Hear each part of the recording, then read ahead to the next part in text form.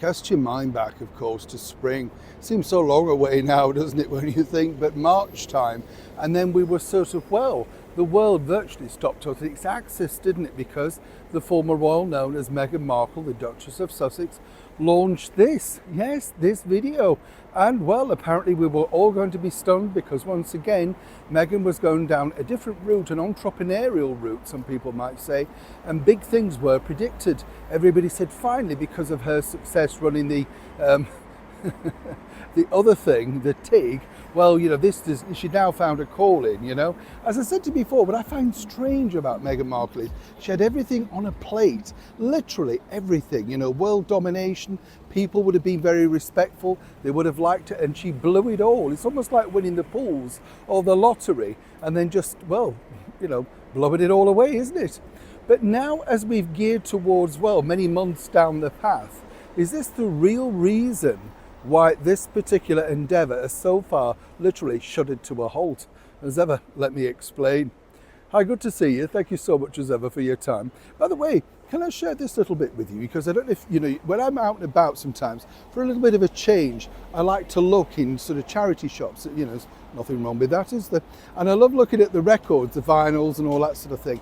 And you know, when you look at them and they sometimes have the original price on, you know, from say like Woolworths. Do you ever do this and you look and think, wow, you know, we thought that was expensive then, like 85 pence for Rick Astley or something, you know, and now you see them and they charge them as vintage, aren't they? I'd love to know, what was your price of your first record, if you can remember, and did your mum or your dad give the money, or was it your grandma or somebody like that? And now, how much do you reckon it would be if you bought it now? You know, let's think Bobby V, Fabian, that sort of thing. If you were buying those records, could you afford them now?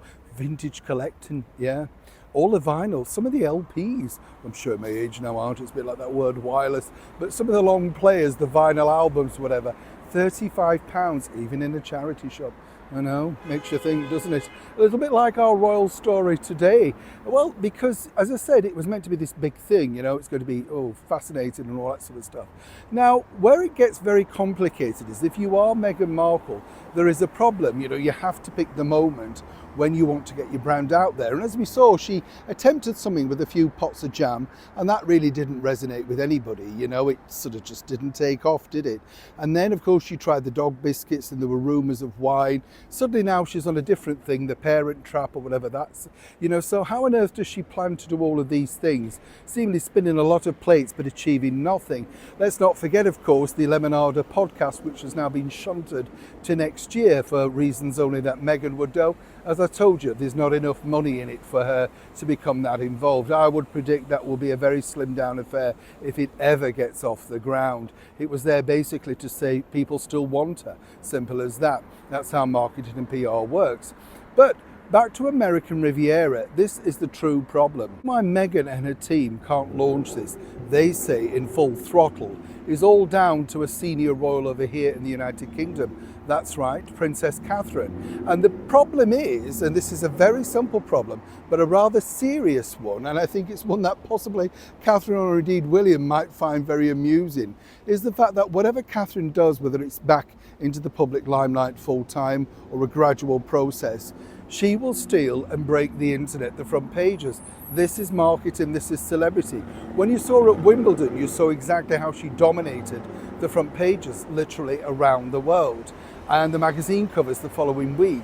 Now, what's happened over here, and it's very interesting this, as Harry and Meghan did that big interview with CBS, they were wiped off the front pages with, of course, the UK riots over this area. So it's very short period of time. And according to that very well-placed source, that's the big fear factor. Princess Kate, when will she return? Will it be late summer, as I predicted, maybe September? Or indeed, will it be more towards the end of the year? Either way, Meghan and her team are petrified of launching American Riviera at the wrong moment. They believe that is vital to making this a success. Strange to think, isn't it, that Princess Catherine, all the way over here in the United Kingdom, can do so much, well, shall we say, influencing, without simply lifting a finger. Neil Sean in the very heart of London.